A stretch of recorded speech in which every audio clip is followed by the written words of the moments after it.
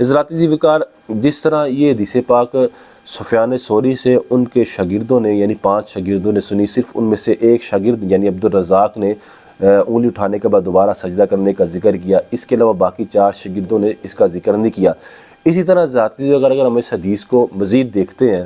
اس حدیث پاک میں جس طرح سفیان ثوری نے جس طرح عبدالرزاق نے یہ حدیث سفیان ثوری سے سنی اور باقی 4 شاگردوں نے یہ حدیث سفیان ثوری سے سنی، اسی طرح حضرات عزیز وقار سفیان ثوری نے یہ حدیث پاک عاصم بن کلیب سے سنی تھی۔ عاصم بن کلیب ایک تبع تابعی ہیں اور سفیان ثوری نے یہ حدیث پاک عاصم بن کلیب سے سنی تھی۔ اب گویا کہ عاصم بن کلیب کے شاگرد سفیان ثوری ہوئے، جیسے کہ سفیان ثوری کے شاگرد عبدالرزاق تھے، عبداللہ بن ولید تھے، محمد بن عبداللہ المقری تھے، محمد بن یوسف فریابی تھے، قتیبہ بن سعید تھے، ان پانچوں کے پانچوں نے سفیان ثوری سے حدیث پاک یہ سنی۔ اسی طرح سفیان ثوری جو شاگرد ہیں وہ عاصم بن کلیب کے ہیں اور انہوں نے یعنی سفیان ثوری نے یہ حدیث پاک عاصم بن کلیب سے سنی۔ اب ہم دیکھتے ہیں حضرات عزیز وقار کہ عاصم بن کلیب کی جو دیگر شاگرد ہیں وہ انہوں نے بھی عاصم بن کلیب سے یہی وائل بن حجر کی حدیث پاک سنی ہے، یہی وائل بن حجر کی حدیث پاک عاصم بن کلیب نے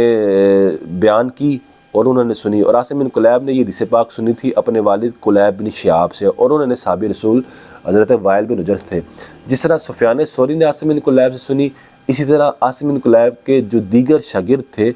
انہوں نے بھی عاصم بن کلیب سے اس حدیث پاک کو سنا۔ اب میں آپ کے سامنے وہ حدیث پیش کرتا ہوں۔ اگر آپ سنن ابن ماجہ اٹھا کے دیکھیں، سنن ابن ماجہ شریف، تو سنن ابن ماجہ کی حدیث نمبر 912 ہے، 912، وہاں آپ دیکھیں تو وہاں یہ حدیث پاک جو بیان ہو رہی ہے، وہاں یہ حدیث پاک عاصم، جس طرح سفیان ثوری عاصم بن کلیب کے شاگرد ہیں، انہوں نے یہ حدیث پاک عاصم بن کلیب سے سنی۔ تو اسی طرح حضرات عزیز وقار عاصم بن کلیب سے ان کے دوسرے شاگرد عبداللہ بن ادریس، انہوں نے سفیان ثوری کی مطابقت کی۔ ابھی میں آپ کے سامنے مطابقت کے بارے میں بتا چکا ہوں کہ ایک راوی نے جس استاد سے حدیث صحابی کا نام لے کے سنائی ہے، دوسرا راوی بھی اسی استاد کا ذکر کر کے اور اسی صحابی کا نام لے کے وہی حدیث سنائے تو اس کو مطابقت کہتے ہیں، اس کو مطابقت کاملہ کہتے ہیں۔ اب اگر حضرات عزیز وقار ہم حدیث نمبر دیکھتے ہیں 912،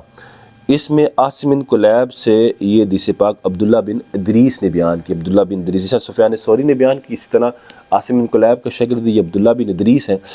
تو حضرات عزیز وقار عبداللہ بن ادریس نے یہی حدیث پاک وائل بن حجر کی بیان کی۔ اب یہ کیا کہتے ہیں؟ اب یہ فرماتے ہیں کہ وائل بن حجر بیان کرتے ہیں، کہتے ہیں رأیت النبی صلی اللہ علیہ وسلم قد حلق الابہام والوسطی، کہ میں نے نبی علیہ السلام کو دیکھا کہ نبی علیہ السلام نے انگوٹھے اور درمیانی انگلی کا حلقہ بنایا، ورفع اللاتی تلیہما، تو ان دونوں انگلیوں کے جو ساتھ والی انگلی تھی یعنی شہادت کی انگلی تھی اس کو اٹھایا، یدعو بہا فی التشہد، رسول اللہ صلی اللہ علیہ وسلم اس کے ساتھ تشہد میں دعا مانگ رہے تھے۔ حضرات عزیز وقار یہاں بھی دیکھیں جو عاصم بن کلیب کے شاگرد ہیں عبداللہ بن ادریس، جس طرح سفیان ثوری نے اس حدیث پاک کو بیان کیا تھا، اسی طرح سفیان ثوری نے عاصم بن کلیب سے حدیث پاک کو بیان کیا تھا، اسی طرح عبداللہ بن ادریس نے بھی عاصم بن کلیب سے حدیث پاک کو بیان کیا وائل بن حجر سے۔ تو اس میں بھی انہوں نے رسول اللہ صلی اللہ علیہ وسلم کی انگلی اٹھانے کا ذکر کیا، لیکن دوبارہ سجدہ کرنے کا ذکر نہیں کیا، بلکہ اس میں الفاظ ہے کہ رسول اللہ تشہد میں انگلی اٹھا رہے تھے۔ حضرات عزیز وقار یہ ابن ماجہ شریف ہے اور سنن سیاستہ کی حدیث پاک کے ایک میں سے ایک کتاب ہے۔ اس میں محمد بن یزید ابن ماجہ یعنی ابن جو اس کتاب کی مصنف ہے ابن ماجہ، انہوں نے یہ حدیث پاک جو ہے جو میں نے بھی آپ کے سامنے وائل بن حجر کی حدیث پاک بیان کی، اس کو اگر آپ دیکھیں انہوں نے باقاعدہ ابن ماجہ نے اس پر باب باندھا، باب الاشارۃ فی التشہد، یعنی تشہد میں انگلی کا اشارہ کرنا، یعنی وائل بن حجر کی حدیث پاک کو یہ تشہد کے باب میں لے کے آئے ہیں۔ یہ جو تشہد کا باب ہے، یہ وائل بن حجر کی یہ جو حدیث پاک اس کو تشہد کے باب میں لے کے، گویا کہ اس سے پتہ یہ چلا کہ وائل بن حجر نے جو حدیث پاک بیان کی تھی، باقی وہ اس میں بھی ثم سجدہ کے الفاظ ذکر نہیں ہیں، تو یہ انہوں نے تشہد میں ذکر کی، تو اس سے پتہ چلا کہ وہ رسول اللہ صلی اللہ علیہ وسلم وائل بن حجر جو بیان کر رہے تھے وہ انگلی کا حرکت کرنے کا جو اشارہ تھا اس کا تعلق تشہد کے ساتھ تھا۔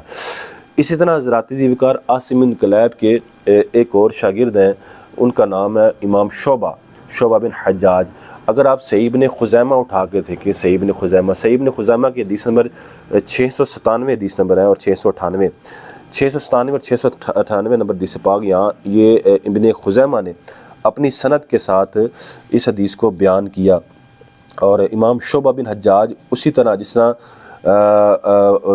عبداللہ بن ادریس اور سفیان ثوری نے عاصم بن کلیب سے سنا، اسی طرح امام شعبہ بن حجاج نے بھی عاصم بن کلیب سے یہی حدیث پاک سنی وائل بن حجر کی۔ تو حضرات عزیز اگر یہاں بھی آپ دیکھیں تو یہاں بھی انہوں نے رسول اللہ صلی اللہ علیہ وسلم کے رکوع کا ذکر کیا، پھر سجدے کا ذکر کیا کہ رسول اللہ صلی اللہ علیہ وسلم نے سجدہ کیا،